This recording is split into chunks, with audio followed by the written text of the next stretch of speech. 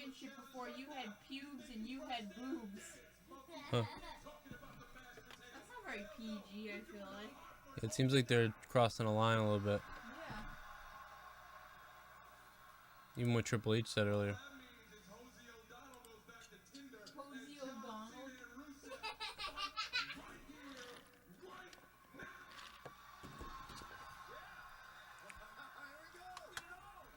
It says I'm live, but I'm not live. What the shit is going on?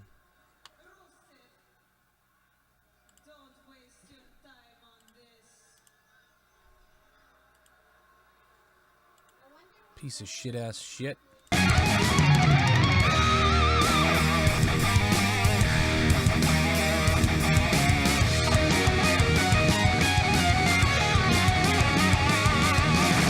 Yeah.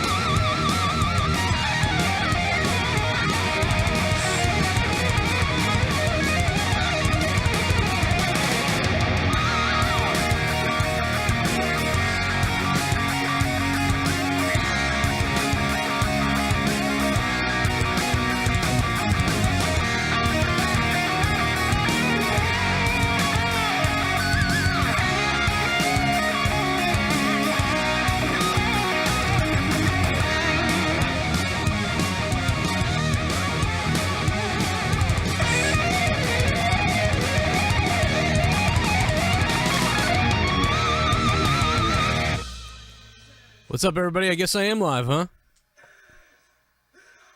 John Cena just destroyed it on the mic. Are you watching Roman Reigns? Holy crap. The reason why I'm so late going live is because I haven't even started. I'm only halfway through SmackDown right now myself, so I'm kind of commentating as it goes along. And I'll tell you what, Triple H came out and destroyed it, man. He was like playing, Triple H was like being a smark, and then breaking kayfabe, sort of like twinkle toes in it, and then going right back into character at times, like bringing the rope back. It was really bizarre. What a strange opening promo by Triple H. I mean, it was all over the map in different ways for different reasons. I liked it. It was just really weird. And then at the end, with the whole announcement that there's going to be some announcement Monday, I got to say, guys, as much as I've been for Daniel Bryan and against Roman Reigns and all this stuff, I find it a little pathetic that the WWE, if they do it the same way, if they end up putting Bryan in the match, I think that's pathetic. That they screwed up twice and did this. I hope they understand that Daniel Bryan has to win the Rumble next year now. Because you've created something that people are not going to stop this until Daniel Bryan wins the Royal Rumble. Now, Triple H could say, we're going to have, since that triple threat match the other night was so amazing, we've decided at WWE to make this year's match a triple threat as well. And we're going to have a Battle Royal tonight for that spot. And then Daniel Bryan wins that Battle Royal. You know? The other thing I could see out of that is you think that they're setting up Daniel Bryan to win that Battle Royal, and that Triple H was doing this great thing, and then actually one of Triple H guys wins it, like Seth Rollins wins it, and now he inserts Seth Rollins into the match instead. I could totally see WWE pretending that they were gonna seemingly put Bryan in the match. And then all of a sudden, another heel enters the match. Because they may be worried that they don't know who the heel is. When maybe Reigns gets half and half applause, Brock Lesnar gets half and half applause, but they may feel they need to put a heavy heel in there. Maybe by then Roman Reigns will become a heavy heel. But I don't know. There are so many things to take out of what Triple H said. But then again, me and Dead on Dave went down this path before Royal Rumble with all these wild-eyed ideas about what they could do at Royal Rumble, and then none of it happened. None of it happened. So, I'm not that excited about it. but I'm still going to speculate because I can't help it, and this is what we do. So I've got all these ideas. Will they do it? I don't know. The Ascension's out right now. Roman Reigns and Big Show's match wasn't very good. I wasn't entertained by that for the most part. I was entertained by Reigns getting booed because it's the only interesting thing is to watch Reigns get booed because everything is so bad. That Superman punch is just stupid. It was cool when it was cool a little bit when he first started doing it, but now it's becoming ridiculous. There are some times where it looks awesome, but most of the time it just looks stupid. And it's not wrestling. It looks dumb. However, you can't resist the temptation to pull off a move that's like that. You know, that's called the Superman punch, the way he does it, his hair, he looks like he's... part of me hates it, and the other part of me loves it, so I don't know. I mean, Hulk Hogan's move was a damn leg drop for years. Forever. His finishing maneuver was a damn leg drop. And I grew up loving it as a kid.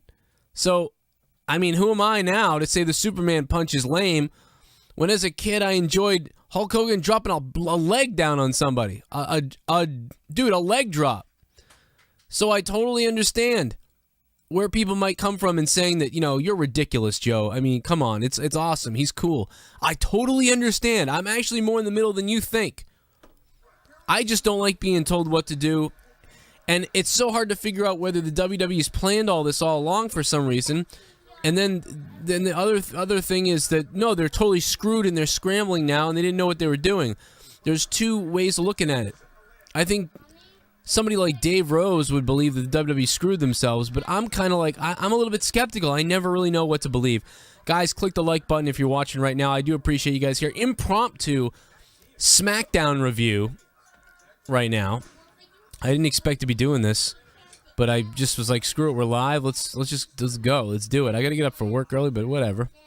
I don't know where Dave Rose has been. You know, we didn't take a lot of calls from him recently, and I don't know. Hopefully he's not dead. No, he's here, though. I know. He's always listening.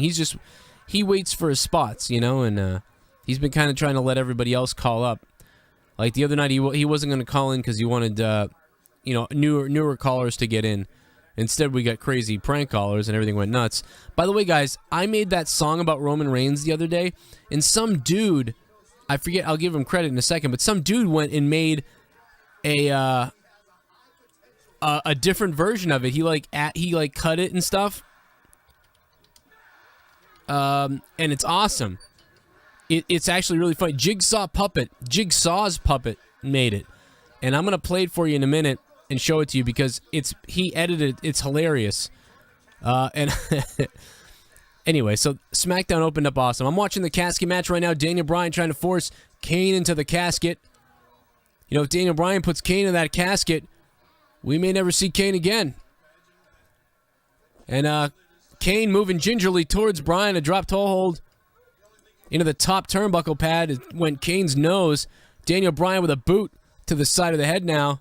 Man, Kane is pasty, I'll tell you that. Sorry, that's all I can do. Bryan's beating him down. This ended up actually being like, I thought we were going to get some kind of epic thing. This ended up actually kind of just being like SmackDown Live. It really was. It was like SmackDown Live. It would have been cool if they went 3 hours, but I'm sure that's not their call. I mean, Syfy has nothing to do with the fact that there was a snowed-in Raw event. Wonder if somebody can get sued because they said it was Monday Night Raw. You know, on SmackDown on Syfy. I mean, I don't know. False advertisement? I don't know. Network's not happy about it? I don't know. Now Kane trying to throw Daniel Bryan in the casket. Daniel Bryan drop kick Kane out of the ring. And not into the casket. Bryan off the rope. Kane climbing back up and gets out of the way. You guys probably remember that. You watched it earlier. Man, I just had some Wendy's. I feel like I'm going to throw up on myself, I'll tell you. Wendy's tastes great when you're eating it. And then like about 3 seconds, when there's like 10% left of a sandwich, you start to realize you made a mistake. You made a mistake, bro. All right, guys, let's talk about the rest of SmackDown and some of the other news around wrestling. When we get back in just a second, I will be right back after this.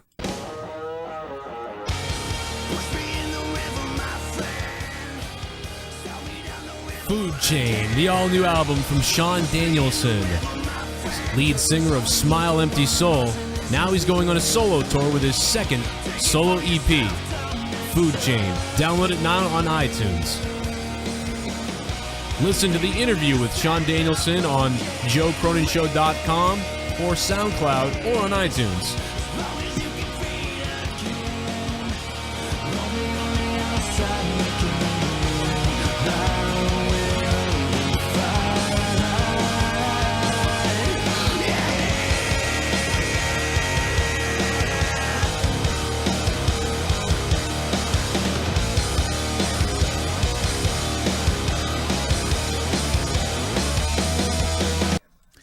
Guys, welcome back. The first leg of Sean's tour. He actually got underway tonight with his first leg of the tour. I think he's in Little Rock, Arkansas. He has said that he is happy. I might be handing him some merchandise of mine to give out at his shows. That way, if anybody who listens to me and wants to go to his show does so, you know, he has my stuff there to give you. I'm working on that, actually. He hasn't. We haven't talked back and forth about it yet. But you can go see him right now on tour. He's probably in a town near you. And real quick, I want to pull that up because it's... you should check him out. Man, Big Show, slower and slower. I mean, he's just...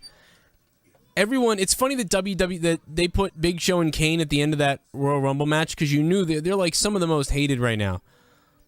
Because... Mostly because, you know... They just don't... They can't move well anymore. We're kind of sick of them, to be honest. I mean, there's going to come a day in a few years if Kane or Big Show aren't on TV anymore, that when they come back, they're going to get revered. I mean, they're going to get a standing ovation, and people are going to love Big Show, love Kane, and remember what... I mean, we really will do that. But right now, we've just had enough. They're moving slow. The product is PG, so that's inherently slow.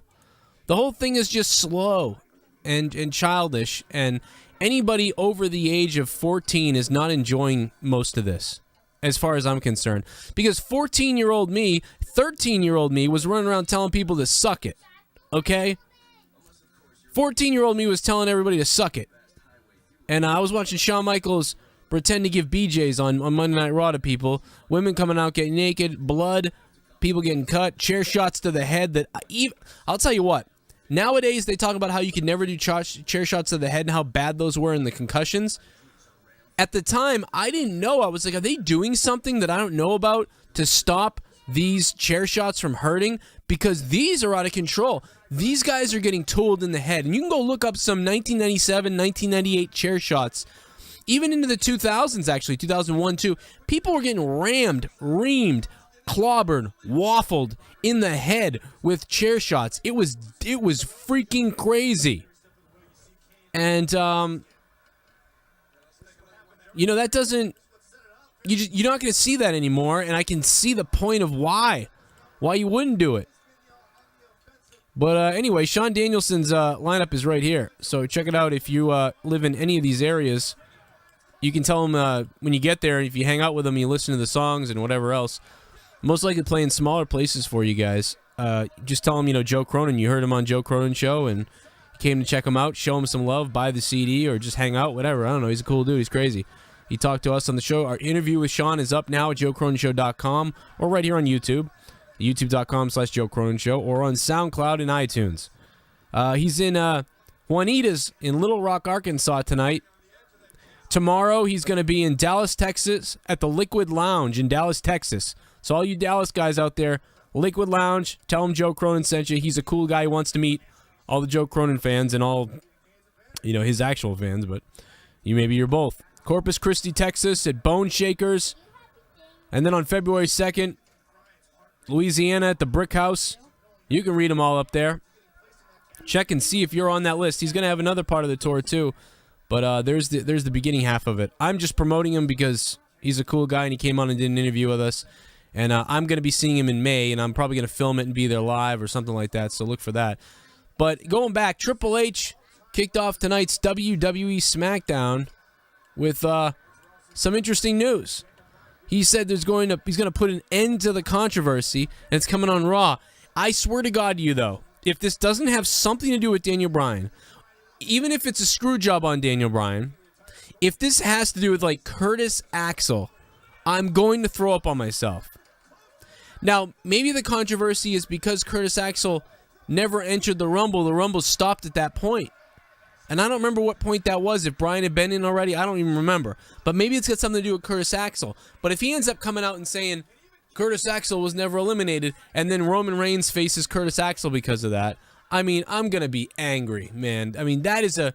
You came out here, didn't give these people something cool, other than... Actually, his speech was something cool, but didn't give these people that special announcement or moment. But you're going to come out next week, and it was actually a troll job.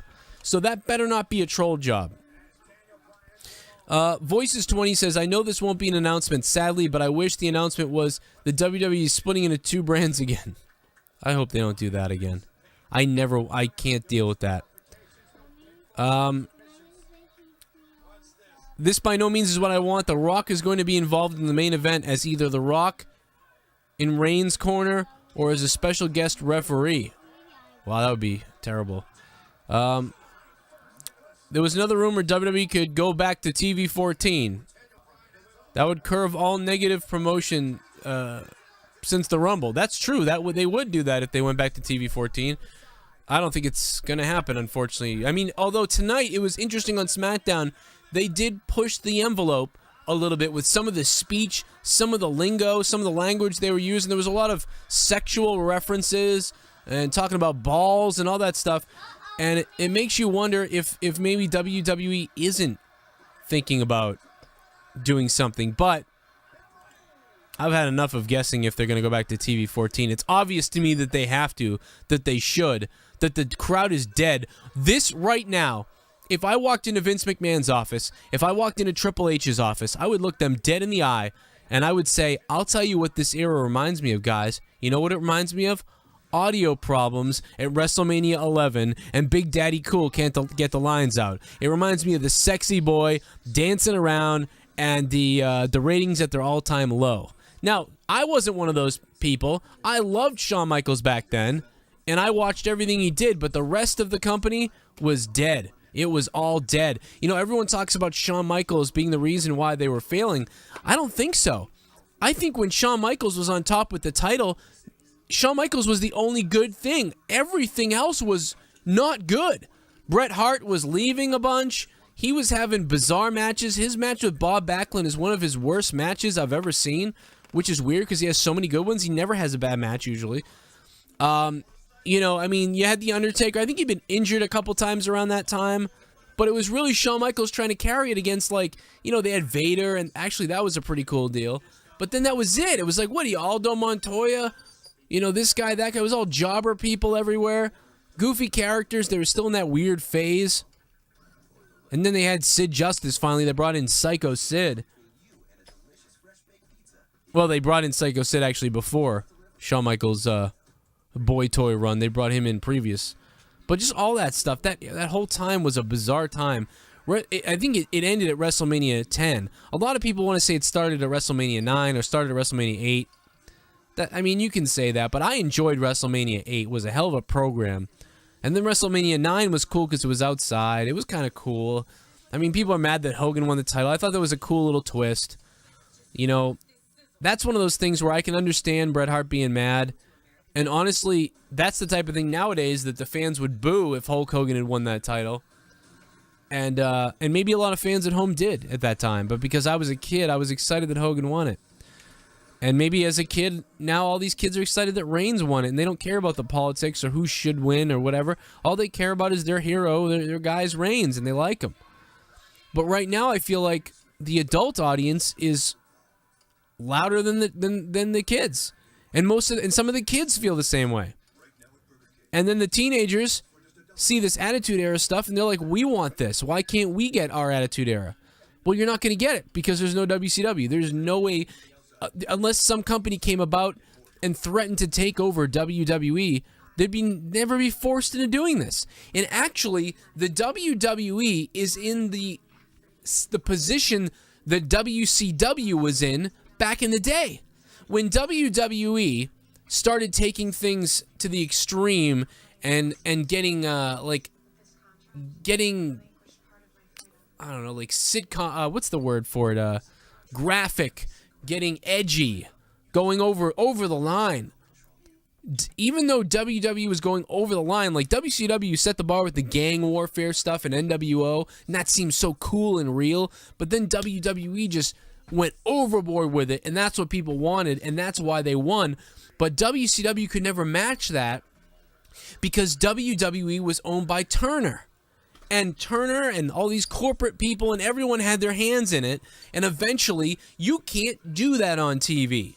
You can't do that on our program, but the WWE could do it because they were independent, they had the support of USA Network mostly, and they weren't public, and they didn't have shareholders, and they didn't have corporate ties, they didn't have political ties. Their wings were free. They were free to spread their wings and do whatever they wanted. And WCW wasn't. So WCW hit a wall with what they could do eventually. WWE busted that wall wide open, and they won. But guess what? If there was another company now, say TNA, who can't seem to figure out that they can do something, get the concert dates. They're going away now, guys. Thanks for looking at them.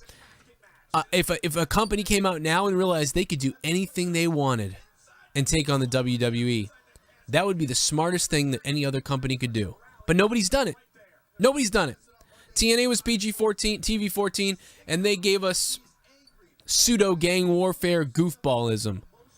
If I was in charge of TNA, and then I got somebody with some money to help me out, we would take over. We would make a hell of a push, I'll tell you that. You could do it. You get CM Punk went to UFC to fight for real. You could have signed CM Punk in your wrestling organization. CM Punk, we're going to make you the top guy, period. You are going to make a ton of money. We're going to give you 50% of the merchandise, whatever it is. Either give him all the merchandise almost and don't pay him a ton, or give him a huge contract and give him a portion of the whatever you got to do to get CM Punk. Get CM Punk. Are you kidding me? There is no doubt in my mind that the commodity, the way to compete with WWE was to get CM Punk. I don't care how many people say, oh, it wouldn't have mattered. They had Jeff Hardy. They had this. They didn't have CM Punk.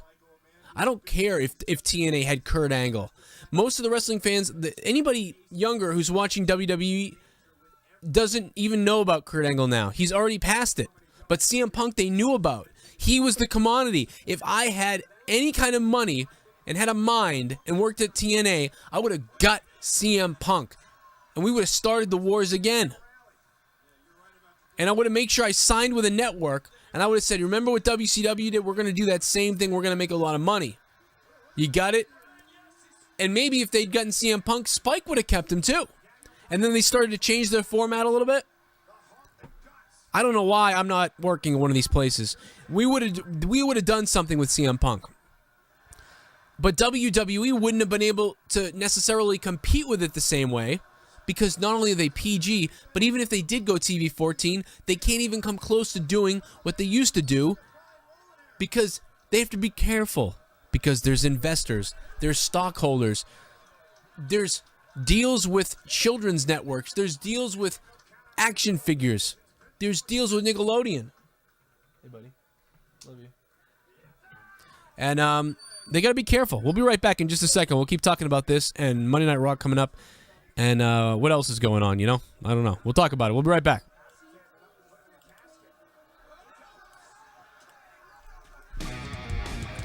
And Daniel Bryan just tooled Kane, by the way. Do you love Dead on Dave? Joe Cronin Show's co-host. Well, he's got his own channel, The Dead on Dave on YouTube. That's right, youtube.com/The Dead on Dave. He has awesome guests from time to time. He talks wrestling every single day. And guess what? If you're a fan of Tommy C from A Shot from the Point, one of the guys that's on Monetize This on the Joe Cronin Show, you know Tommy C? He laughs like a crazy person? That's right. Well, guess what? Shot from the Point is your hockey show. It's your sports take. It's your guy, Tommy C, Shot from the Point. Check it out.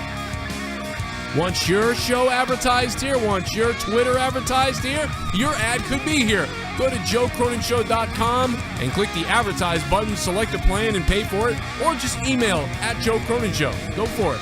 Joe Cronin Show at yahoo.com. and we'll get right to planning your advertisements on the website, the videos, or a commercial during the broadcast. Just let us know. Joe Cronin Show at yahoo.com.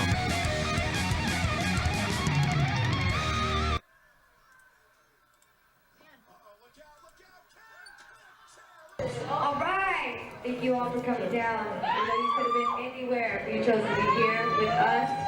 We appreciate that. We are Luna Support.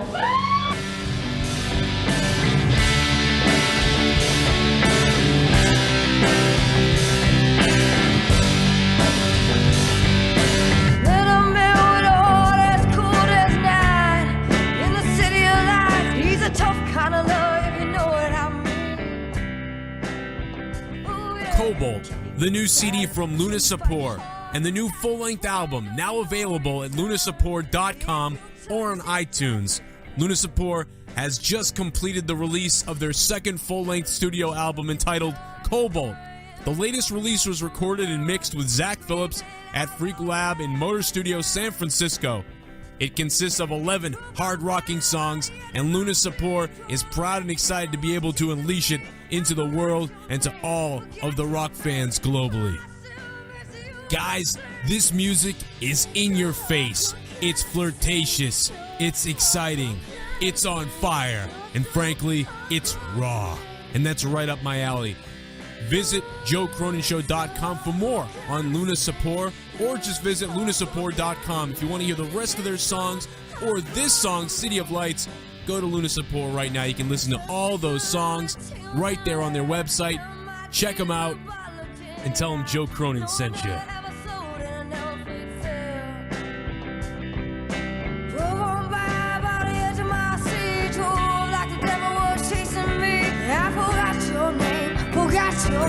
Welcome back, guys. So the Daniel Bryan's still wrestling with Kane. I still haven't quite seen the end of Raw SmackDown, whatever you call this. Kane's tapping out or something right now. No, you gotta put him in the casket.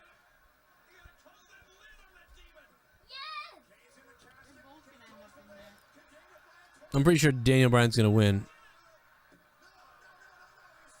I don't know how far this has gone in. I thought it'd be over by now. Maybe I miscalculated what the deal was.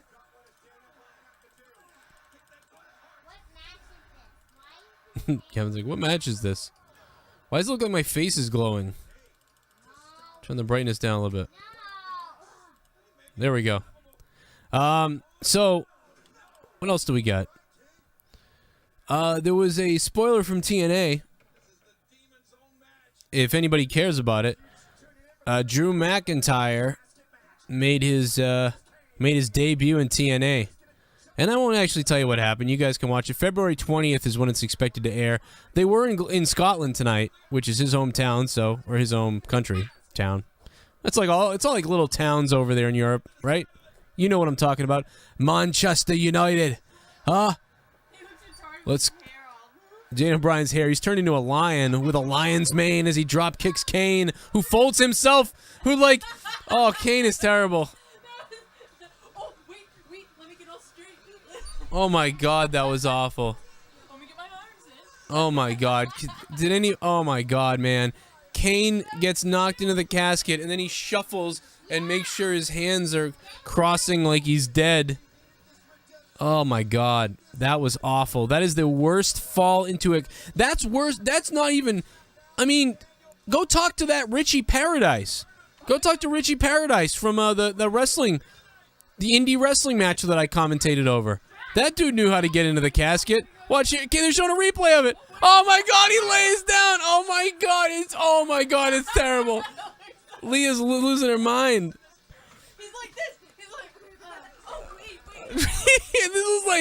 That was like middle school when you built a casket and pretended to have a casket match. Oh my God, that was terrible. Oh my God, kill yourself. Man, Kane, that was the worst. That's the worst bump into a casket I've ever seen. What is wrong with Kane? Oh my God, man! I'll tell you what, you guys, if you didn't see it, you got to go back and watch Kane go into that casket as he got nailed. Daniel Bryan tooled him. Sometimes they don't get hit right and they fall into the casket and it looks dumb. But no, Daniel Bryan tooled him. Then he falls into the casket. And all he had to do was go limp and fall into the casket. But instead, he kind of like lands in the casket and then sits himself down, then gets his hands positioned and rubs his bum back and forth to make sure he's in there. What the hell was that, dude? What? Is there a door open? I don't know. Go check. It's like insanely cold over here. Go check. Is that the end of Raw, by the way? I mean, SmackDown? It's not 3 hours, right? They didn't do that, right? I'm not crazy. Okay, good. It's not. All right. I was like, wait a minute. What happened? That is terrible. That is absolutely asinine. That guy gets paid money. Pay me money. I'll take a dive. They don't even care. They don't care about good. That's what's funny. Somebody said something about NXT wrestlers and how good they were. Oh, wow, you should have seen how good Reigns was. I think it might have been Dead on Dave that said it. Like, well, you know, you should have seen him in the Indies. That's why I'm excited to see what Reigns can do. Dude, I'm not excited because it doesn't matter how good he was in the Indies. Every single guy that comes up from the Indies gets his nuts chopped off. So you're not going to see Roman Reigns from the Indies, Dead on Dave, my co-host. You're going to get Roman Reigns, WWE Cartoon Man. You know?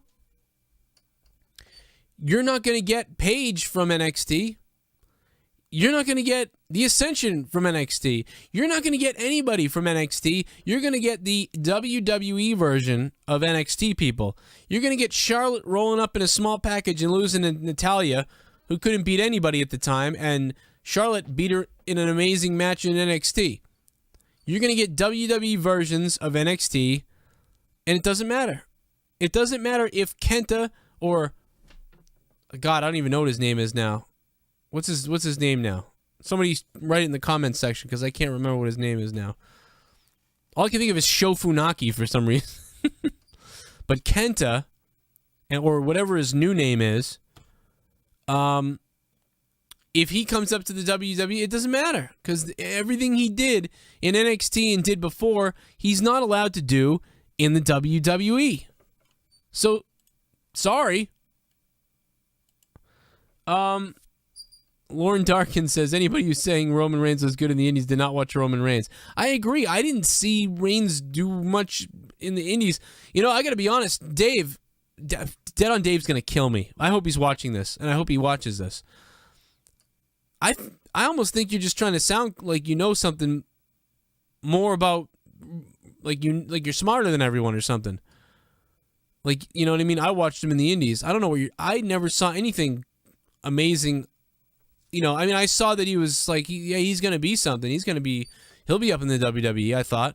But I didn't think, damn, you know, this guy, you know, I thought that with like Sami Zayn. I've thought that with Kevin Owens. I've thought that with Paige. I've thought that with Charlotte. I've thought that with Sasha Banks. I've thought that with lots of people. But I never thought like, wow, Roman Reigns is amazing right now. No, I always kind of just thought, well, he'll be in the WWE because look what he looks like. And look at what we got. And Eddie N says Reigns' finisher in the Indies was crap. Sean Bonner says, why did they scrap Elimination Chamber? Sean, does anybody watch my videos anymore? I feel like a lot of people don't watch my videos anymore because in every video, I get a comment about something that I answered in a video. By the way, if you're not subscribed to Joe Cronin Show, you have to go over to my real YouTube and subscribe to Joe Cronin Show because that's where I post all my videos. I barely come on here. And soon we're going to be able to go live from there again, and I won't be going live from here, so make sure you're over there. No, dude, Hell in a Cell cannot take place, according to Stephanie McMahon, because they can't fit the cell in the buildings. They can't fit the cell in the goddamn buildings. How about that for news? How'd they fit it all those times before? That's what Leah says. Can you not do, what am I? Oh, I'm sorry, Elimination Chamber. What was I saying? Hell in the Cell? I'm in Elimination Chamber. I do that sometimes. It's all cages and shit. But if they can't fit Elimination Chamber, does that mean they also can't fit Hell in a Cell? I think it's the specific arena that they can't fit Elimination Chamber into. Wherever Fastlane is, I don't remember now. Now, it may be that other places they could have, but I don't know. They did away with it either way, and now we get a lame pay-per-view. Remember how much fun? This is the death. This is the death of it, guys. There it goes. Hope you enjoyed the run. I enjoyed very much. I think the other reason they're not doing it, by the way, is because Brock Lesnar. If Brock Lesnar is not at Fastlane, there's another answer to it. That may be the real answer. You can't have Elimination Chamber because Brock Lesnar's not going to be there. They didn't pay him for it. So if he's not booked to be there, if they can't do it. They can't do it, and they don't want to do it without him because that looks stupid. And if they do Fastlane, then the Brock doesn't have to be there. Now, it sucks for us because it was always the Royal Rumble was the best thing about the road to WrestleMania. And then the next best thing was that we could still have an exciting Elimination Chamber, and we don't know who the champion's going to be going into WrestleMania. And part of me always didn't like that the champion didn't stay the champion long enough. I didn't like the fact that Elimination Chamber usually there could be a good chance that he loses it, and then you get this build between two guys, and this guy just won the title. I always kind of didn't like that. So that is the positive of this, but it was exciting. It meant exciting Royal Rumble, exciting Elimination Chamber, and bam, it's WrestleMania time, baby. But now it's Royal Rumble, Fastlane, WrestleMania. Royal Rumble, Fastlane, WrestleMania. I mean, I can only imagine Vince in the back during that, like, we're going to call it, something, Triple H, why don't you come here? You know, when I think of the road to WrestleMania, I think of a long journey down the road, down the highway.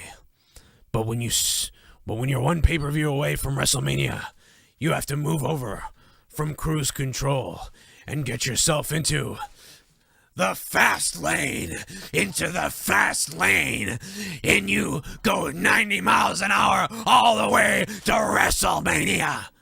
Yeah, I can see Triple H. I can see Vince McMahon just going crazy and doing that.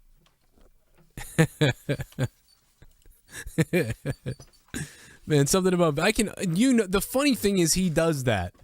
And I love that, by the way, because I'm like that. I do that when we're talking about my show. If I was running WWE, there's no chance in hell I wouldn't be freaking out about creating a superstar and you're going to be the Rock Soldier. And I probably have an erection, too, running around telling everybody what they were going to do.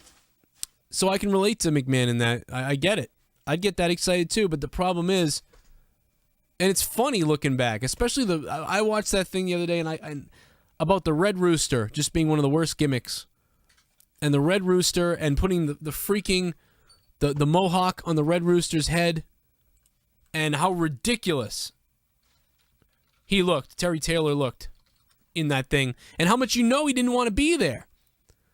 And the funniest thing is that, Vince McMahon was behind this thing. Some people think like, oh no, there's no way Vince McMahon would, want somebody to put a freaking flock of red flowers on their head and call themselves the Red Rooster. Yes, he did. You saw it in that WWE film from 1998 or whatever, Beyond the Mat, which was an amazing movie. If you've not seen Beyond the Mat, you need to see Beyond the Mat. But in Beyond the Mat, Darren Drozdov, who's going to be a wrestler in the WWE and was a wrestler before he actually got paralyzed falling out of the ring. And this was a guy who was on mainstream TV, Darren Drozdov. He was called Puke because he threw up. And he fell over the top rope at a house show and broke his neck, and he was paralyzed. And it was an awful story. And at the end of the movie, they had a little thing for that, saying he was paralyzed. But in the movie, you're watching his career begin. And he's sitting around a table with Jim Ross and Vince McMahon, and Vince McMahon is talking about his character.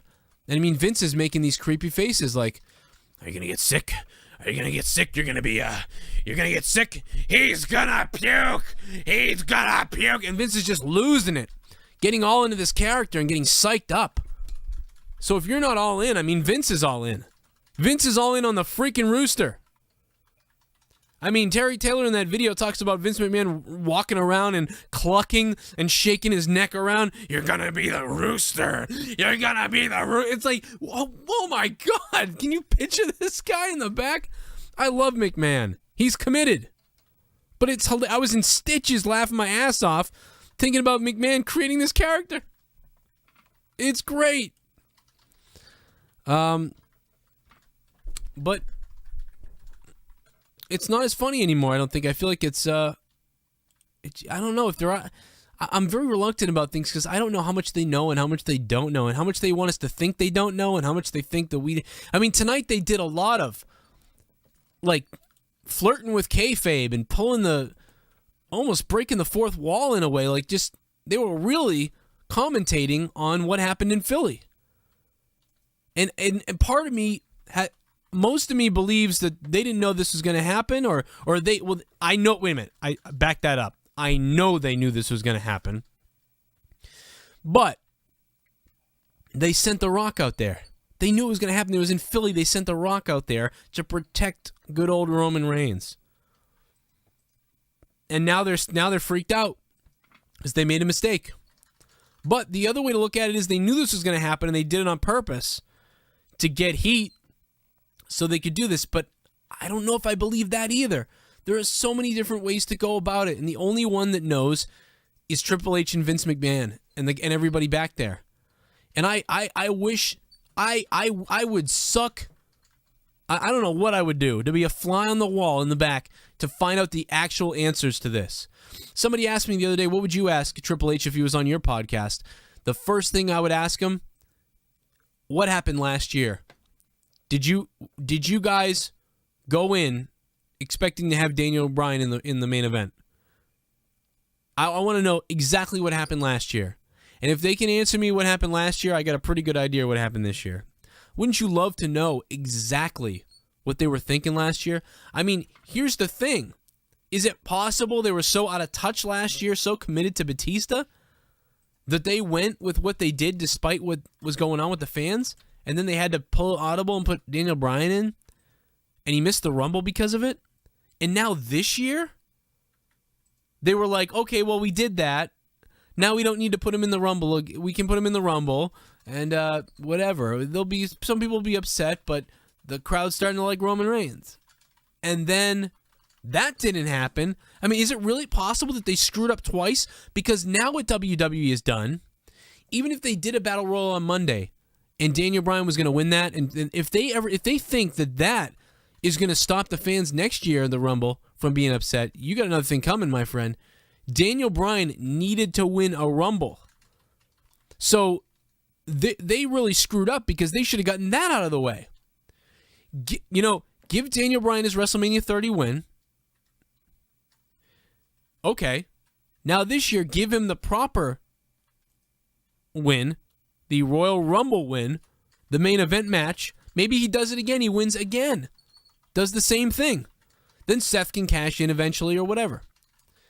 And then next year, you can make it seem like it's Bryan's time again, and then bam, someone drops him, and it's heel time. Then the audience, I think, would buy it because they were like, okay, we saw Bryan do it twice. And then when whoever is you're going to be your biggest heel or next heel or whatever drops Bryan, people get heat. You get heat on that guy because there's nowhere else to go anymore. The WWE pushed Bryan in WrestleMania 30. The WWE gave him the Royal Rumble win the next year and pushed him in the main event again. And now it's the third year. Time for something different to happen. I don't have a problem with that. I think you would have serviced all the fans the right way, given Roman Reigns more time, and by then, I'd be sick of Bryan going to the main event and doing that, I think, too. And I think that would have worked out better for everybody. So, I mean, I can't wait to find out if this announcement on Monday is going to be BS or if it's going to be something that is actually groundbreaking.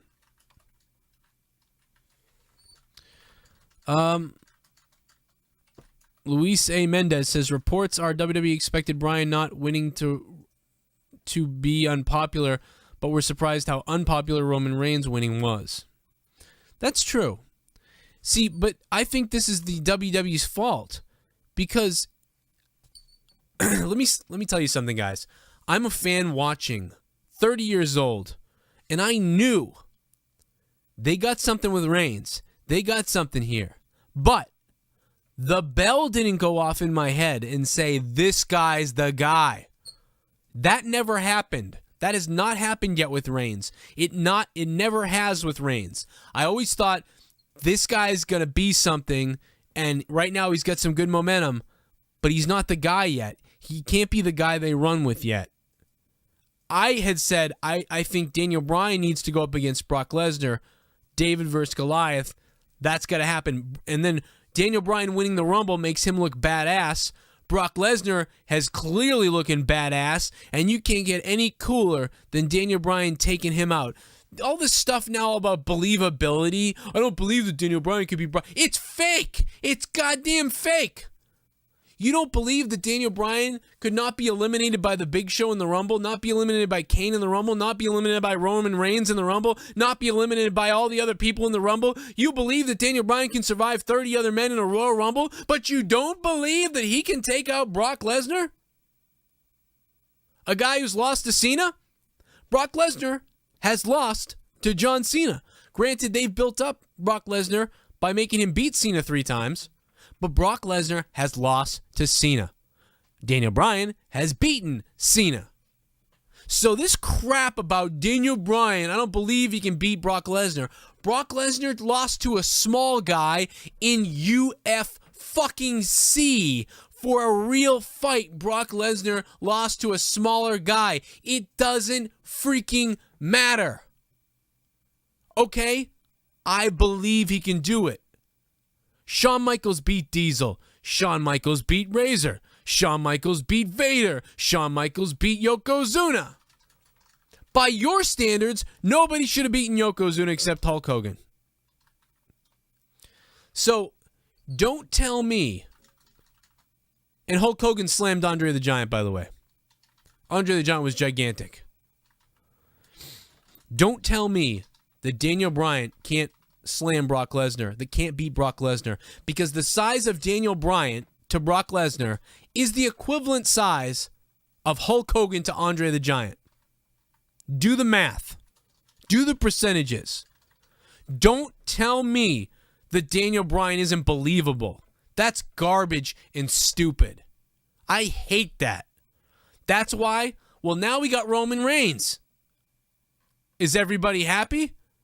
Because you know something? The WWE, Vince McMahon and them are in the back. They're thinking, I don't believe that Daniel Bryan could beat him either. But they'll do it if the fans want it. Vince might say, I don't think that that's really something I would do, but that's what they want. There you go. I know he would do that.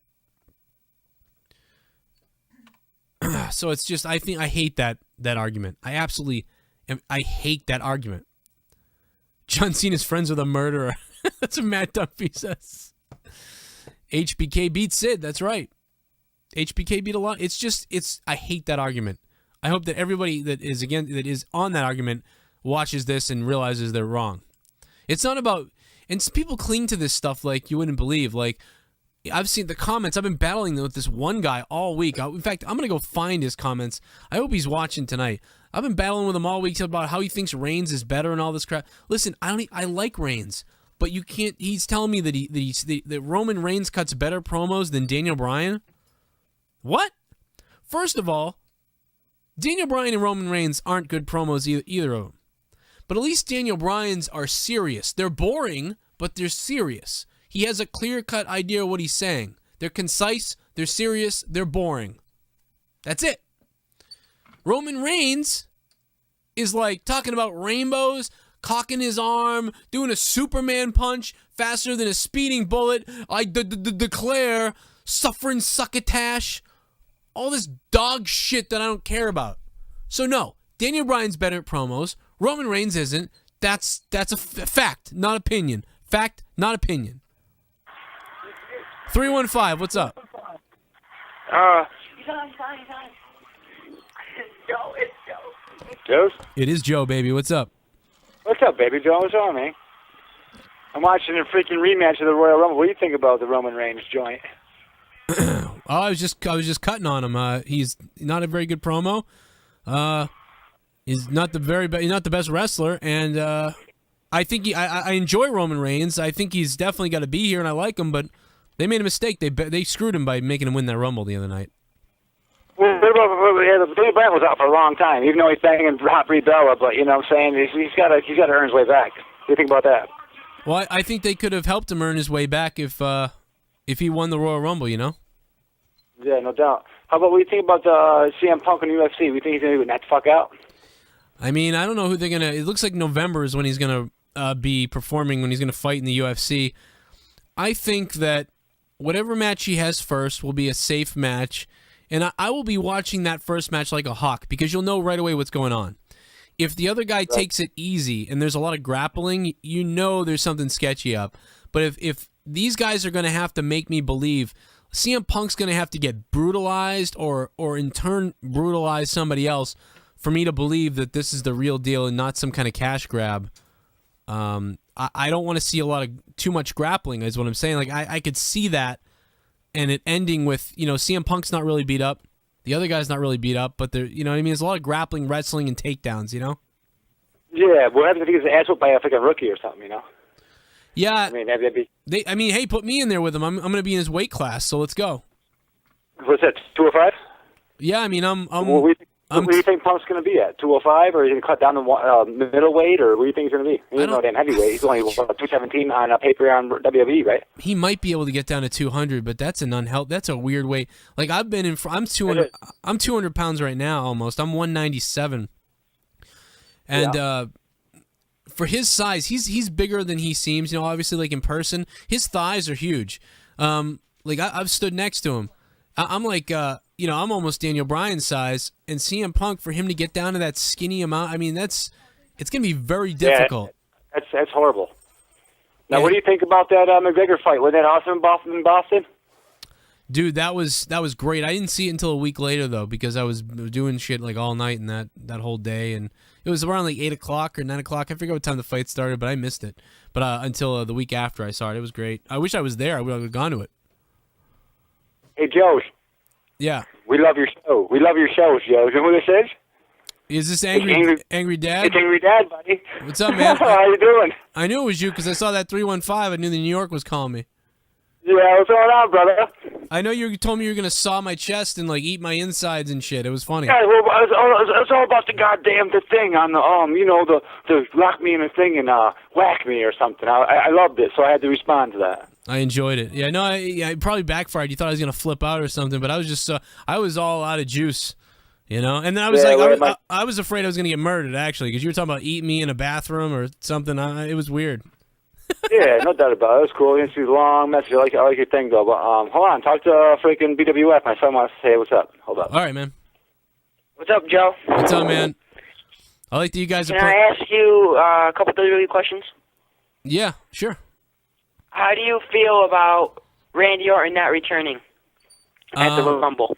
I think there was so much stuff going on that night that they were keeping him safe, keeping him away, and they may be not sure exactly what direction they're going with him. I think it's highly possible if Daniel Bryan doesn't get inserted into the main event, or if Daniel Bryan doesn't end up wrestling Dolph Ziggler.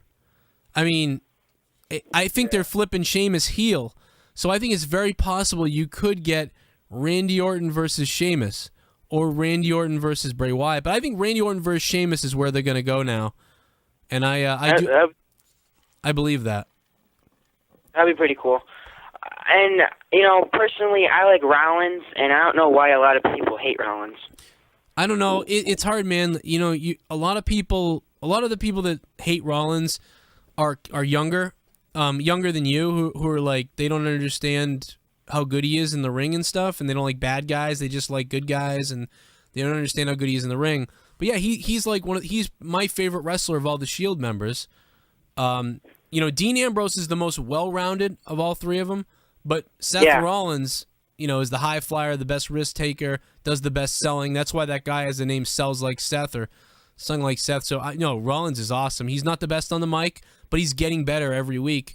And yeah, I enjoy Rollins. I'm glad you like him. I think a lot of people do like him, but I think he was Yeah. he was the most underrated when the Shield was going on for sure. Yeah, because we went to Buffalo to go see Raw a couple of weeks ago, about November, and we seen Rollins curb stomp Orton through the stairs. Oh, that's cool. That was a pretty cool experience. Yeah, I mean, that's one thing. I'd like to talk. I'd talk about his finishing maneuver. Like, I think the curb stomp is kind of cartoony in a way. But it's more, but not not like Roman Reigns is like Superman cartoony, and Seth Rollins' curb stomp is kind of like, video game video game cartoony. I do like it. It's definitely cool. I'm just not a huge fan of the curb stomp as the finishing maneuver. I like it as a move. I wish that Seth Rollins I wish the curb stomp was his setup maneuver for a different finishing maneuver. Maybe it could be that reverse shooting star press thing he did the other day, or the super kick. Somebody could bring back the super kick. Of course, everyone else has to stop doing it since everybody and their mother's been super kicking everybody. But no, I'd like to see him use the super kick and then use the curb stomp as like a setup move, because I think it's a little cartoony like the Superman punch. But it is.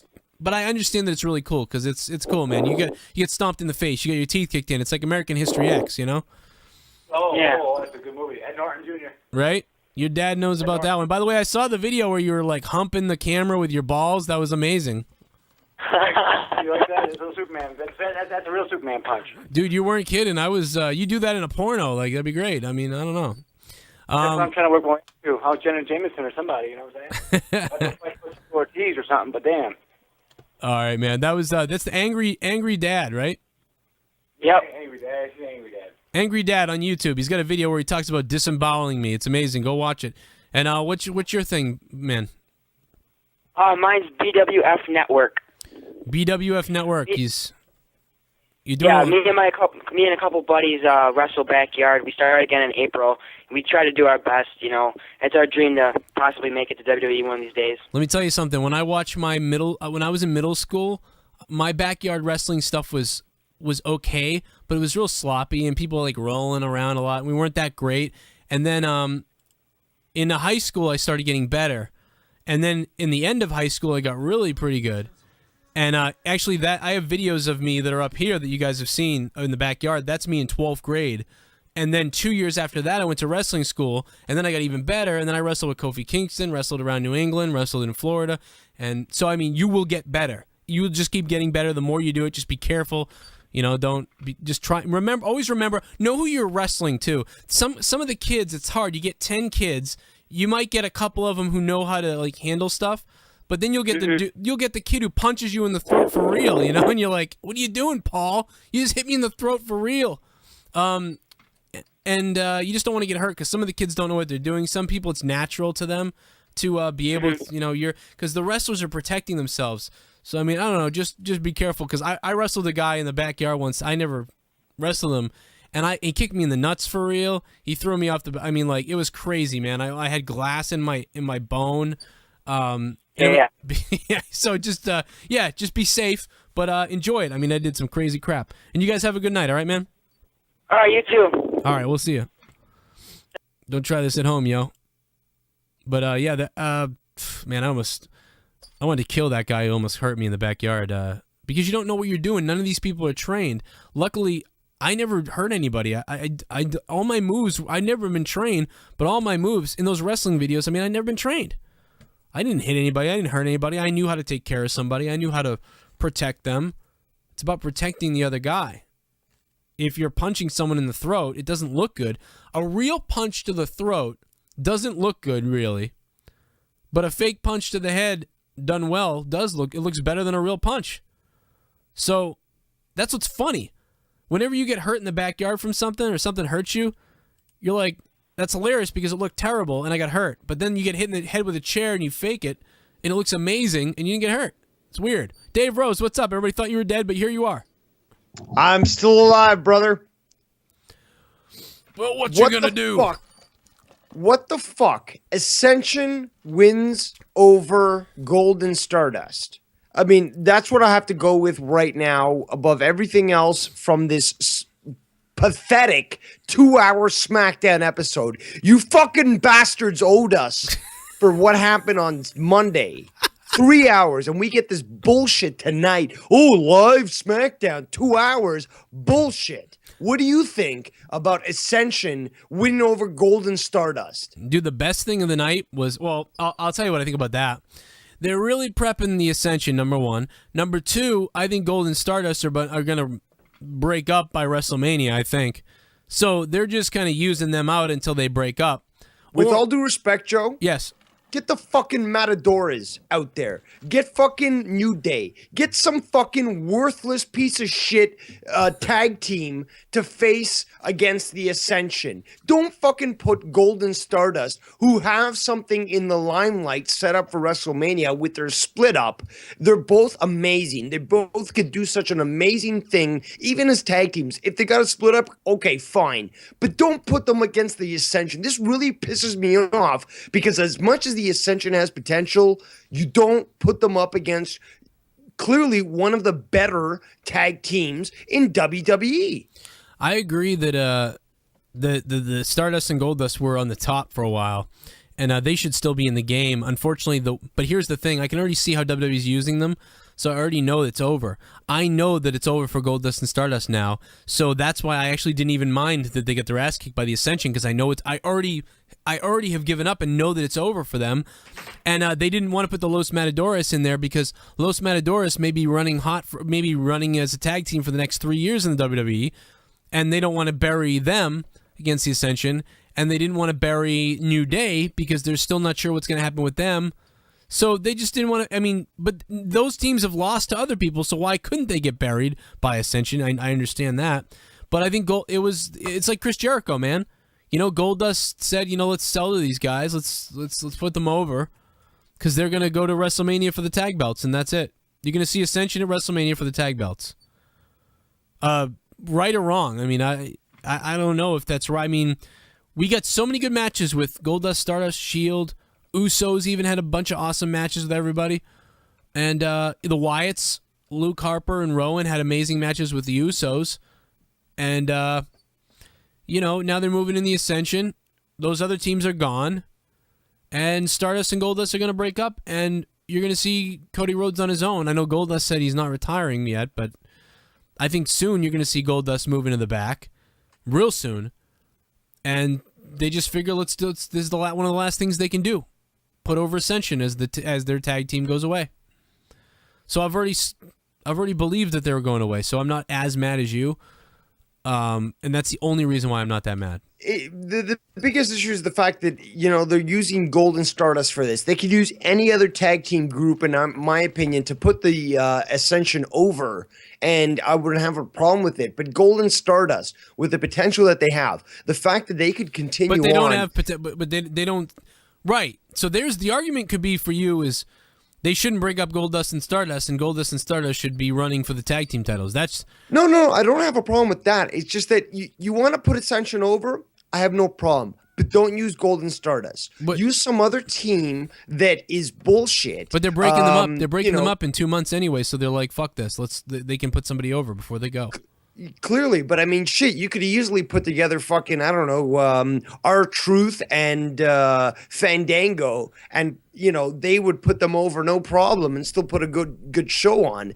But, like, you're taking these great, and this is my problem. They're kids of Dusty Rhodes, a legend, a fucking legend. They have learned so much. They have done so much in the ring, and they're being disrespected, in my opinion, by having to put over people. Putting over people is just part of the job, period. I understand that. But when you have people that are as accomplished as Golden Stardust, as Dustin and Cody Rhodes, it bothers me that you have these people that you're bringing in from NXT who well deserved, you know, a good chance to make it out, but they're being put over some people that literally should be basically in the Hall of Fame. I mean, I understand what you're saying. I'm not that mad about it. I mean, Goldust has put people over and then gone away and then had a run and put people over and gone away and had a run. He's done it a bunch. Cody Rhodes isn't a tag team with Goldust, so when they break up, you can easily just say they weren't working as a tag team anymore and they had problems and they weren't doing well, and that's all there is to it. They break up, then their solo careers can be whatever they are. I don't think there's a problem with them losing to the Ascension. They lost the belts to other people. They've lost to other people. They're not some super team, you know? Like, you know, if Ascension just ran over the Usos right now, you know, you should be concerned then because the Usos are one of the future teams and they have the belts and all that stuff. You know, then you should be scared. But no, this is Chris Jericho comes back and puts people over, and he's a legend. All he does is come back and job to people. I'm more mad about that because he comes and jobs to every single different person. Whereas Goldust and Cody have been doing good on their own. Goldust and Stardust have been doing all right. They're on their downswing, and for their last thing, they put over the Ascension. They're going to break up. I'll give you that one. Because Jericho definitely is Mr. Jobber number one. Yeah. And, you know, granted, he does a great job in trying to promote the brand and create new superstars, but that's always bothered me. He comes back every time after doing a tour with Fuzzy! And it's all just a matter of putting somebody over. It's never a matter of trying to build his story. You just sounded like Kermit the Frog on cocaine or something. I don't know what that was. No, this is like the Undertaker, man. I mean, he put over Brock Lesnar, and it's the same type of deal. You're watching Cody Rhodes and Goldust put over the Ascension, and that's all there is. Except for it's not as dramatic as the Undertaker, you know. Like you're coming in visceral just then, like you're coming in like the Undertaker losing to Brock Lesnar. You know what I mean? Like what are they doing? You know what I mean? It's just Goldust and Cody Rhodes. I mean, Jesus Christ. I mean, but I get what you're saying, and they'll have their moment together before they break up. And Stardust, Cody will either continue as Stardust or he'll go back to just being Cody Rhodes. I think they're going to keep him as Stardust for a little while more. But we'll see what happens. What are they going to do with Bray Wyatt? I can't seem to figure it out. Well, WWE Pain 77. I mean, the rumors are that Bray Wyatt's going to get Undertaker. So if that happens, I still am not sold on that. I don't know if that's really going to happen. I know Dead on Dave doesn't like it. I don't want to see that. Yeah. I don't want to see that. It's not something that I'm interested in. It only makes sense that if Undertaker's going to come back, that he faces Brock Lesnar for beating his streak and fucking up his chances maybe of winning the title, whatever the case may be. But it doesn't make any sense other than that. Why would he come and see Bray Wyatt? Where's the story build up for that? What about, I mean, Undertaker and Wyatt could do like a whole, like, you know, he's got his sister Abigail, Undertaker's got the dark side of this and that, and like they could do this whole theatrical story thing. It could be good, but here's the thing. Yeah. Like, I really need to know this, especially from you, who is basically someone who's on the cuff of all this. Should I just ignore storyline? Should I ignore continuity? Because obviously we had the story last year with Brock and Undertaker. But if you're telling me I should just ignore that and accept a Bray Wyatt Undertaker match, I guess I will. But I mean, it just doesn't make sense to me as someone, Wyatt, you know. I know it. First of all, the Undertaker, it would be kind of cool if Undertaker had his match with Wyatt, but then came back out again later, shockingly, and did something to Brock Lesnar. Look, I'm not denying the fact that it would be fucking incredible to see Bray Wyatt, basically, I would say, to see Undertaker pass the torch to Bray Wyatt. You have a character that's unique on its own, somebody that is sort of on the fringe, that produces a character that's different and is very scary. I remember watching Undertaker 8, 9, 10 years old and seeing him come into the ring, and it's like, holy shit, this guy's fucking scary. You know, this was before the fact that I realized wrestling was, in quotations, fake. But, you know, the fact is, I saw this guy come into the ring, and it's like, wow, this guy's scary. And, you know, it's the same thing with Bray Wyatt. He's got the same characteristics, and I totally agree. It would be awesome to see them both, you know, go at a great match, especially at WrestleMania. But am I to just ignore what's happened in the past? Because that's what really bothers me, is that I love to see a tie-up for you know, the issues tonight. For example, the casket match between Bryan and Kane after all the bullshit that they've been through for the last 4 or 5 years, that's the end of their fucking feud? It's bullshit. Yeah, it was Kane gingerly putting himself in the casket on purpose and then wiggling his butt. It was really cheesy. Listen, this is what Wyatt could say to The Undertaker. The Undertaker could actually come out and address everybody. And he could actually start talking about how maybe he's going to retire. Or he could actually start talking about everybody wants to know about WrestleMania or whatever. Or maybe he doesn't come out. Maybe Bray Wyatt just does this. But Bray Wyatt could say, no matter how it goes down, Bray Wyatt can say something like, last year, Brock Lesnar beat you, that type of thing. He beat you. But this year I'm going to end you. Like that type of thing. Like Bray Wyatt wants to end The Undertaker. He doesn't want to just beat The Undertaker. He wants to end The Undertaker and or send him to his sister. How about send him to Sister Abigail beyond the grave or something like that. And he's going to entrap The Undertaker's soul. Or some creepy shit like that. I'm getting goosebumps just thinking about it. But it's just, what bothers me is just, thinking, okay, I've got to let go of this previous storyline, that happened in the past. But to see a match between Wyatt and Undertaker, I think would be fucking incredible. Both of them would be able to pull such amazing promos and just have you so, oh my God, I'm just salivating thinking of it right now. Just it'd be so fucking awesome. It would be awesome. And I just, oh, I'm sorry. I thought I read some news, but I didn't. I thought they were announcing something about the Intercontinental title. But, I would like to see it, and we'll see where it goes. I don't know what's going to happen, but I do have to go, Dave, and I'm glad you called because I had a lot of fun with you. No worries, brother. And, man, I'll talk to you on Facebook, and you have a good night, man, all right? How about, don't tell me what happened with hockey because I didn't watch any of the games tonight. All right, man. I got, 3 things taped. We'll see you, Dave. Dead on Dave Rose. Go check him out on YouTube. Dead on Dave Rose. Devious Dave Rose. I'm sorry. Dead on Dave is my co-host. That was not Dead on Dave. That was not Dead on Dave. That was Devious Dave Rose. Fucking goddamn it, guys. We need to change. Somebody needs to change their name. Dead on Dave, Devious Dave, and then one's name is Dave Van Cura, and then the other one's name is Dave V as well. They both get the same goddamn name. It's confusing. Oh my God, is it confusing? Anyway, guys, I made that Roman Reigns song the other day, and then this dude goes out and he edits the video, makes it look epic, and I'm going to show that to you now in just a second when we get back in a minute. It's funny.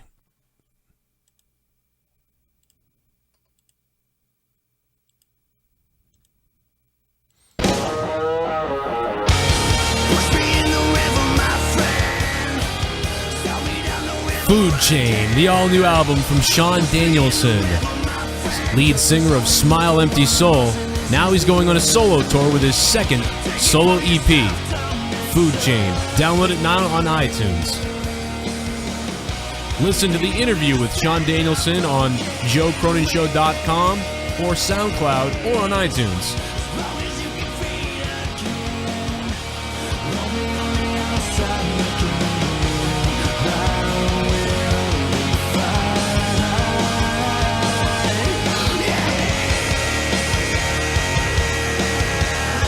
All right, let's get to the video. Of course, Sean Danielson. Go check out the interview. Up now on all my sites everywhere I go. And guys, thank you very much for being here for the first in a long time SmackDown Live reviews. Hope you guys enjoyed it. SmackDown was terrible, really, for the most part. Everything was bad. My favorite part of SmackDown. Let's do best part, worst part. Best part, Triple H coming out at the beginning and saying all kinds of crazy stuff and interacting with the fans in a cool way. Worst part, everything else. To a crowd of people who were waiting to watch WWE get screwed on Monday, and they had to watch garbage. Triple H was the best thing. That's terrible. All right, guys. Have a good night. Enjoy my Roman Reigns song that was remixed by Jigsaw's Puppet on YouTube. Go check out Jigsaw's Puppet. He's a crazy British bastard, and I love him. And go Manchester United.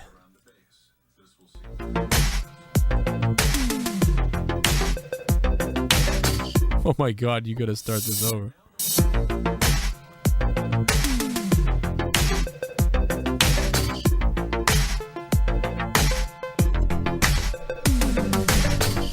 At the Royal Rumble, you had to win. You had to win. The crowd, they all booed. Not even The Rock could stop the cheering and hate that you got. Your hair black, Samoan attack.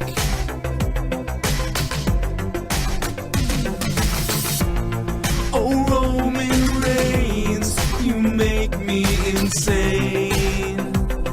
I can't get you out of my brain. You are green and bad with your words. Your promos are turds. Oh, Roman Reigns, you make me insane. Vince McMahon is to blame. They will take a stand and boo you till you're not tan.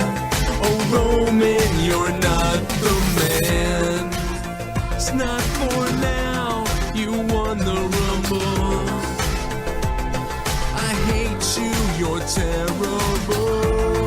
Oh, Roman Reigns, you make me insane. Put a bullet in my brain.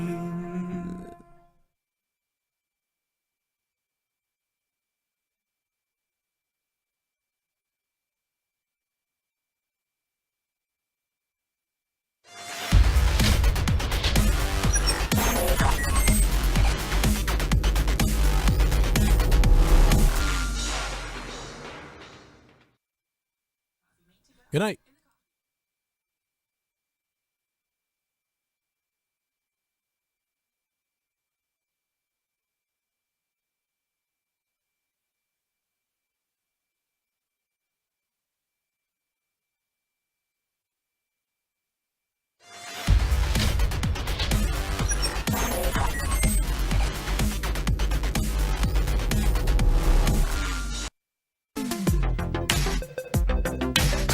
Oh my God, you gotta start this over.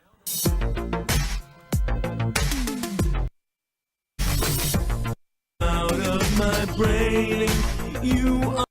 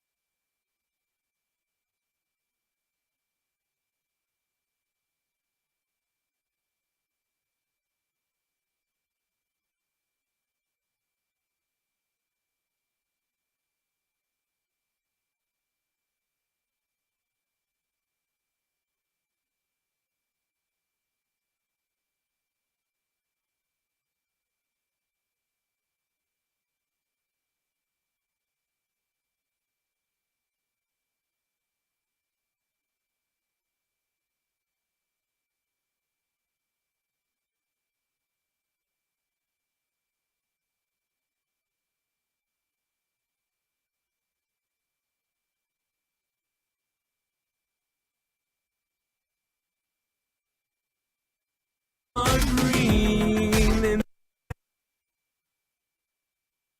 to blame. They will take a stand and boo you till you're not tan. Oh, Roman.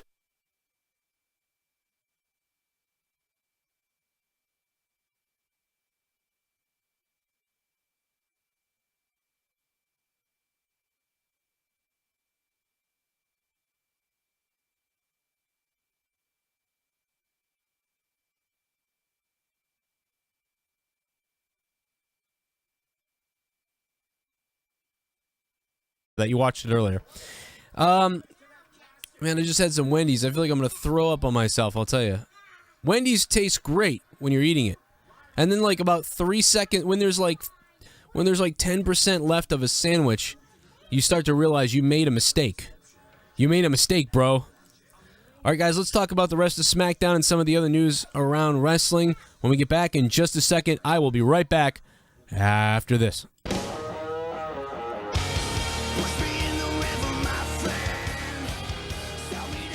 Food Chain, the all-new album from Shawn Danielson, lead singer of Smile Empty Soul.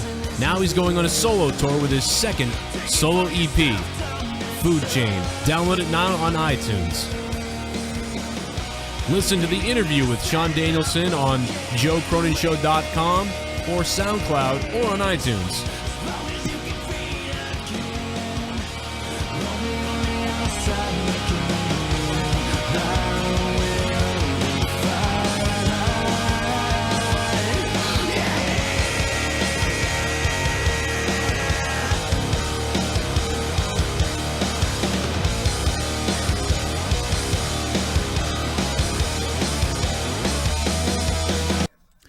Guys, welcome back. The first leg of Shawn's tour, he actually got underway tonight with his first leg of the tour. I think he's in Little Rock, Arkansas. He has said that he is happy. I might be handing him some merchandise of mine to give out at his shows. That way, if anybody who listens to me and wants to go to his show does so, you know, he has my stuff there to give you. I'm working on that, actually. He hasn't. We haven't talked back and forth about it yet. But you can go see him right now on tour. He's probably in a town near you. And real quick, I want to pull that up because it's... you should check him out. Man, Big Show, slower and slower. I mean, he's just... Everyone... It's funny that that they put Big Show and Kane at the end of that Royal Rumble match because you knew they're like some of the most hated right now. Because... Mostly because, you know... They just don't... They can't move well anymore. We're kind of sick of them, to be honest. I mean, there's going to come a day in a few years if Kane or Big Show aren't on TV anymore, that when they come back, they're going to get revered. I mean, they're going to get...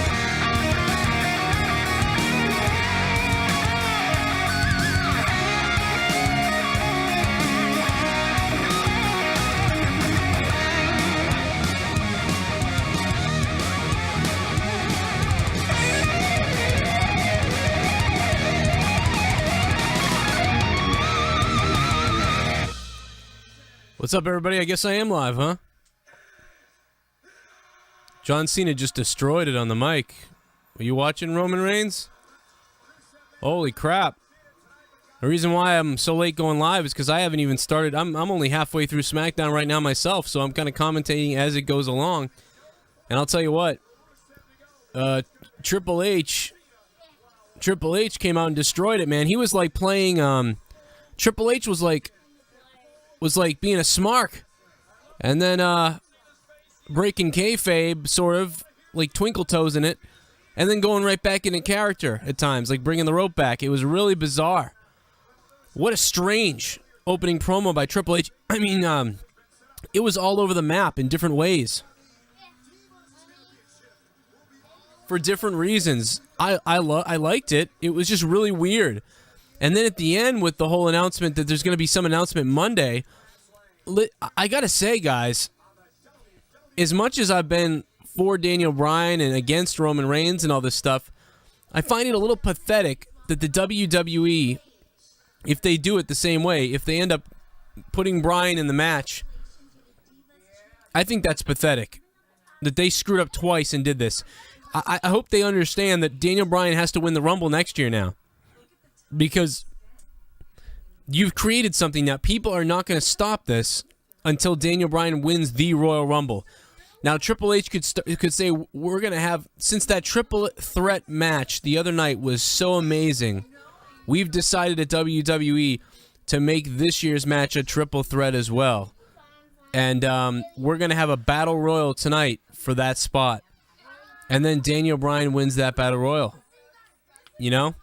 The other thing I could see out of that is you think that they're setting up Daniel Bryan to win that battle royal, and that Triple H was doing this great thing, and then actually one of Triple H guys wins it, like Seth Rollins wins.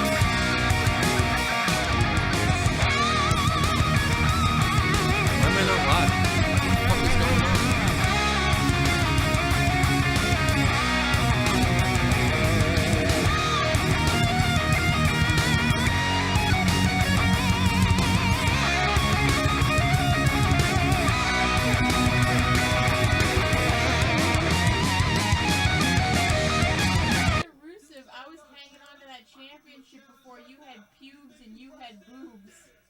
Huh. That's not very PG, I feel like. It seems like they're crossing a line a little bit. Yeah. Even what Triple H said earlier. Posey O'Donnell.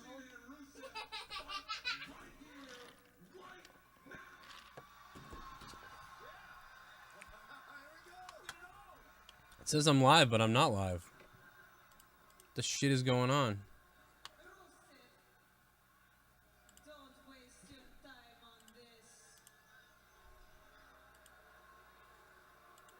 Piece of shit ass shit.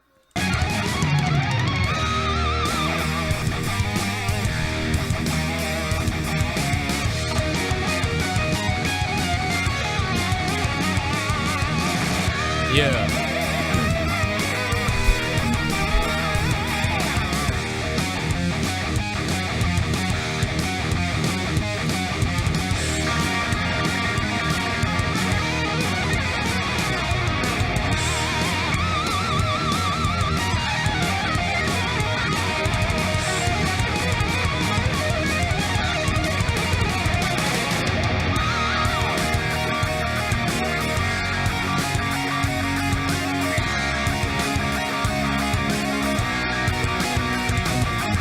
It. And now he inserts Seth Rollins into the match instead. I could totally see WWE pretending that they were going to seemingly put Bryan in the match, and then all of a sudden another heel enters the match. Because they may be worried that they don't know who the heel is. When maybe Reigns gets half and half applause, Brock Lesnar gets half and half applause, but they may feel they need to put a heavy heel in there. Maybe by then Roman Reigns will become a heavy heel. But I don't know. There are so many things to take out of what Triple H said. But then again, me and Dead on Dave went down this path before Royal Rumble with all these wild-eyed ideas about what they could do at Royal Rumble. And then none of it happened. None of it happened. So I'm not that excited about it. But I'm still going to speculate because I can't help it, and this is what we do. So I've got all these ideas. Will they do it? I don't know. The Ascension's out right now. Roman Reigns and Big Show's match wasn't very good. I wasn't entertained by that for the most part. I was entertained by Reigns getting booed because it's the only interesting thing is to watch Reigns get booed because everything is so bad. That Superman punch is just stupid. It was cool when it was cool a little bit when he first started doing it. But now it's becoming ridiculous. There are some times where it looks awesome, but most of the time it just looks stupid. And it's not wrestling. It looks dumb. However, you can't resist the temptation to pull off a move that's like that. You know, that's called the Superman punch. The way he does it, his hair, he looks like he's... part of me hates it, and the other part of me loves it. So I don't know. I mean, Hulk Hogan's move was a damn leg drop for years. Forever. His finishing maneuver was a damn leg drop. And I grew up loving it as a kid. So, I mean, who am I now to say the Superman punch is lame when as a kid I enjoyed Hulk Hogan dropping a leg down on somebody? Dude, a leg drop. So I totally understand where people might come from in saying that, you know, you're ridiculous, Joe. I mean, come on. It's awesome. He's cool. I totally understand. I'm actually more in the middle than you think. I just don't like being told what to do, and it's so hard to figure out whether the WWE's planned all this all along for some reason, and then the other thing is that, no, they're totally screwed and they're scrambling now, and they didn't know what they were doing. There's two ways of looking at it. I think somebody like Dave Rose would believe that the WWE screwed themselves, but I'm kind of like, I'm a little bit skeptical. I never really know what to believe. Guys, click the like button if you're watching right now. I do appreciate you guys here. Impromptu SmackDown review right now. I didn't expect to be doing this, but I just was like, screw it, we're live. Let's go. Let's do it. I got to get up for work early, but whatever. I don't know where Dave Rose has been. You know, we didn't take a lot of calls from him recently, and I don't know. Hopefully he's not dead. No, he's here though. I know he's always listening. He waits for his spots, you know, and he's been kind of trying to let everybody else call up. Like the other night, he wasn't going to call in because he wanted, you know, newer callers to get in. Instead, we got crazy prank callers and everything went nuts. By the way, guys, I made that song about Roman Reigns the other day, and some dude, I forget, I'll give him credit in a second, but some dude went and made a different version of it. He cut it and stuff. And it's awesome. It's actually really funny. Jigsaw's puppet made it. And I'm going to play it for you in a minute and show it to you because he edited it. It's hilarious. And anyway, so SmackDown opened up awesome. I'm watching the casket match right now. Daniel Bryan trying to force Kane into the casket. You know, if Daniel Bryan puts Kane in that casket, we may never see Kane again. And Kane moving gingerly towards Bryan, a drop toe hold into the top turnbuckle pad. It went Kane's nose. Daniel Bryan with a boot to the side of the head now. Man, Kane is pasty, I'll tell you that. Sorry, that's all I can do. Bryan's beating him down. This ended up actually being like, I thought we were going to get some kind of epic thing. This ended up actually kind of just being like SmackDown Live. It really was. It was like SmackDown Live. It would have been cool if they went 3 hours, but I'm sure that's not their call. I mean, Syfy has nothing to do with the fact that there was a snowed-in Raw event. Wonder if somebody can get sued because they said it was Monday Night Raw. You know, on SmackDown on Syfy. I mean, I don't know. False advertisement? I don't know. Network's not happy about it? I don't know. Now Kane trying to throw Daniel Bryan in the casket. Daniel Bryan drop kick Kane out of the ring. And not into the casket. Bryan off the rope. Kane climbing back up and gets out of the way. You guys probably remember